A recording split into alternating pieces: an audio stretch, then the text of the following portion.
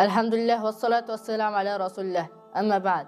Aziz birodarlar, Ramazon oyi nihoyasiga yetgan bo'lsa-da, mo'min bandaning amali to o'lguncha nihoyasiga yetmaydi.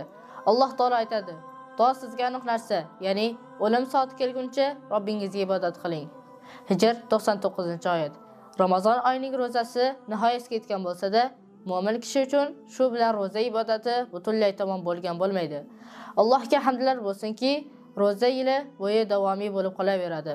Sunnatga ko'ra, dushanba va payshanba kunlaridagi ro'za va hijriy oyning o'rtasidagi 3 kunlik ro'za ham shularning jumlasidandir.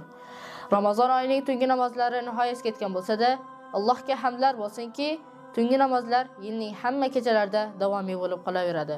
Bu payg'ambarimiz sollallohu alayhi vasallamning fe'llari va so'zlari bilan sabit bo'lgandir. Mughira ibn Shu'ba radhiyallohu anhu dan rivoyat qilinadi. Nabiy sallallohu alayhi vasallam tungi namozlarda turaverib, oyoqlari yoki boldinlari ishib ketardi. Bu haqida u zotga gapirganimizda, "Men shukr qiluvchi banda bo'lmaymi?" derdilar. Buxoriy rivoyati.